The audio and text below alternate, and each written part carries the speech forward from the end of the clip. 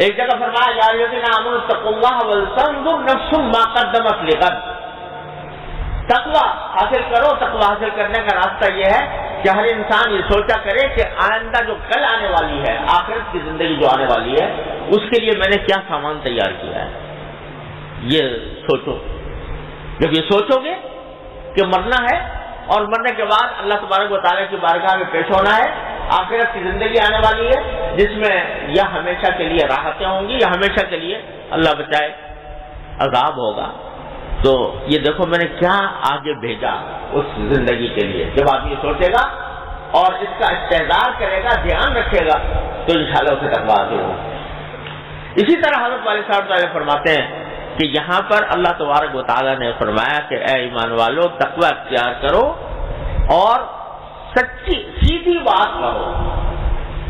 اس میں اشارہ اس بات کی طرف ہے کہ اگر ایک چیز پر قابو پا لیا تم نے، وہ ہے زبان، کہ تمہاری زبان درست ہو گئی، زبان سے جو لفظ نکل رہا ہے وہ سیدھا اور سچا ہو، اس میں کوئی ایچ پیچ نہ ہو، اس میں کوئی غلطی نہ ہو، اس میں کوئی جھوٹ نہ ہو، اس میں غیبت نہ ہو، اس میں طعنہ زنی نہ ہو، اس میں دلآزاری نہ ہو، اس کا اہتمام کر لیا تو کیا ہوگا؟ یصلح لکم اعمالکم، تمہارے دوسرے اعمال بھی اللہ تعالیٰ درست کر دے گا. زبان کی اصلاح سے دوسرے اعمال بھی درست ہو جائیں گے. اسی لیے فرمایا گیا کہ املک علیک لسانک، قابو پاؤ اپنی زبان کے اوپر. اس پر قابو پاؤ گے تو اس کے نتیجے میں تمہارے دوسرے اعمال بھی درست ہو جائیں گے. تو حضرت والد ماجد صلی اللہ علیہ وسلم فرمایا کرتے تھے کہ زبان کی درستی اور اس کو صحیح رکھنے کا اہتمام، یہ بالآخر ایک تو خود زبان کے گناہوں سے بچاتا ہے اور بہت سے فتنوں اور ہلاکتوں سے بچاتا ہے، اس کے ساتھ ساتھ زبان کی اصلاح کے نتیجے میں دوسرے اعمال بھی اللہ تبارک و تعالیٰ فرماتے ہیں کہ درست ہو جائیں گے. یصلح لکم اعمالکم ویغفر لکم ذنوبکم، اور تمہارے گناہ بھی معاف ہوں گے. کیونکہ زبان کو قابو میں رکھنا یہ بہت اہتمام کا عمل ہے. تو جو کوئی بندہ اس کا اہتمام کر لے گا تو اللہ تبارک و تعالیٰ اس کی برکت سے اس کے دوسرے عمل بھی درست فرما دیں گے.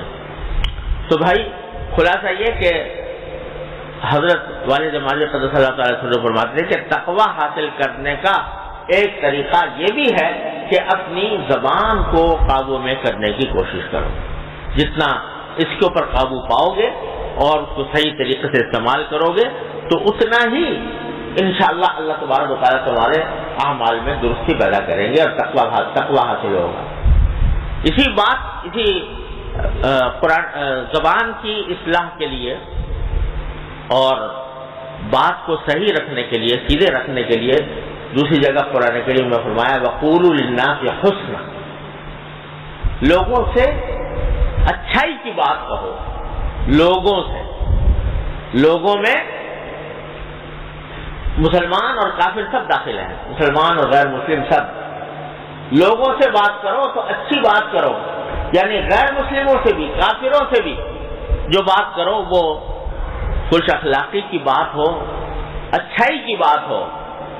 ایسا نہ ہو کہ چونکہ تم کسی کافر سے بھی تم اگر ایسی بات کرو گے جو حالت جنگ میں نہیں ہے، کسی کافر سے بھی ایسی بات کرو گے جو اس کا دل دکھانے والی ہوگی، تو یہ بھی اللہ تبارک و تعالیٰ کے ہاں گناہ ہے. ہمارے فقہاء کرام نے مسئلہ لکھا ہے،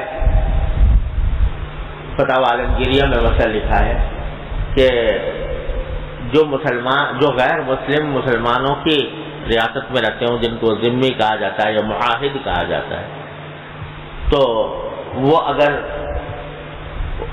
مسلمان ریاست میں رہتے ہیں تو ان کو کوئی یہودی ہے، کوئی مجوسی ہے یا آتش پرست ہے، اگر کسی نے اس کو یا کافر کہہ کر پکارا، یہودی تو خیر وہ اپنا نام خود ہی یہودی کہتے ہیں، مجوسی اپنے آپ کو مجوسی کہتے ہیں، لیکن اگر کافر کہہ کر پکارا اور کافر کہہ کر پکارنے سے اس کو ناگوار ہوا یا اس کی دل آزاری ہوئی تو یہ آدمی گناہگار ہوگا جو اس طرح پکار رہا ہے. اگر اس کو سے یہ لفظ اس کو ناگوار ہوتا ہے تو یہودی کہہ کر پکار لے، مجوسی کہہ کر پکار لے جو اس کے اصل نام ہے، لیکن کافر کہہ کر نہ پکار لے. کیوں؟ اس لیے کہ قرآن کہتا ہے قولوا للناس حسنا، سارے لوگوں سے بات کرو تو اچھائی کی بات کرو. اور اس میں للناس فرمایا ہے، تمام انسان، چاہے وہ مسلمان ہو چاہے غیر مسلم ہو.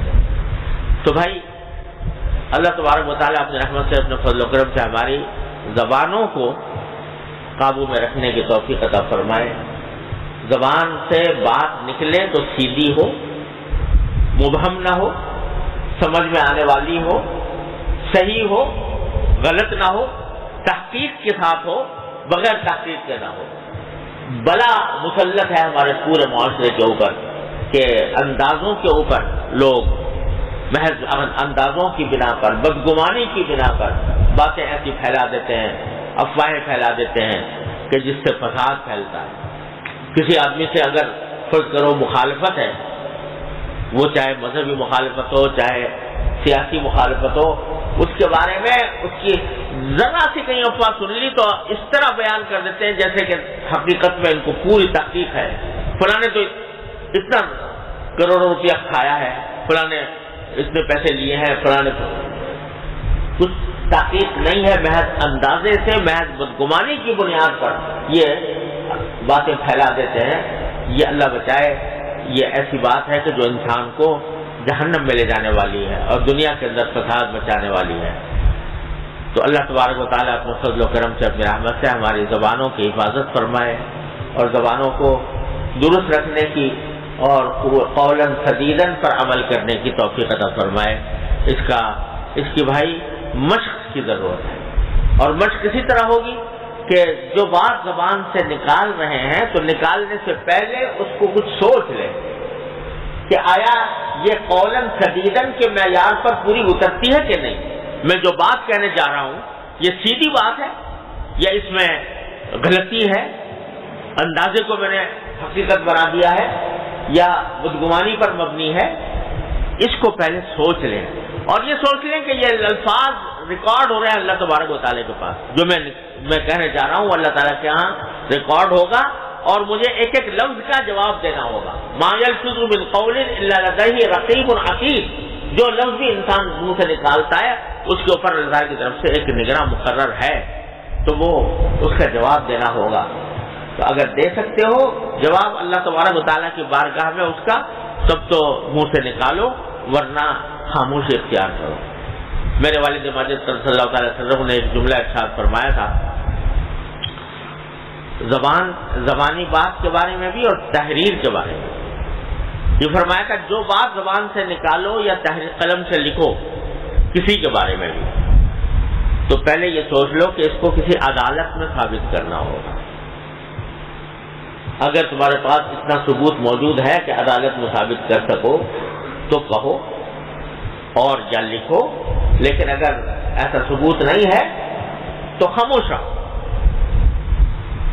کیونکہ ہو سکتا ہے دنیا کی کسی عدالت میں ثابت کرنا پڑ جائے، اور اگر یہاں ثابت نہ کرنا پڑے تو اللہ تعالیٰ کی عدالت تو ہے ہی ہے، وہاں پر تو ثابت کرنا ہی ہوگا. اس واسطے پہلے سوچ لو کہ میں اس پوزیشن میں ہوں کہ اس کو عدالت میں ثابت کر سکوں. اگر نہیں ہوں تو پھر خاموش رہو، منہ سے بات نہ نکالو. مشق کرنے سے یہ بات حاصل ہوتی ہے کہ آدمی سوچ کر بولے جو کچھ بولے اور اس میں حدود سے تجاوز نہ ہو.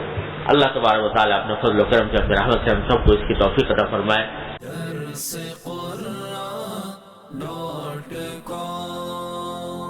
www.darsequran.com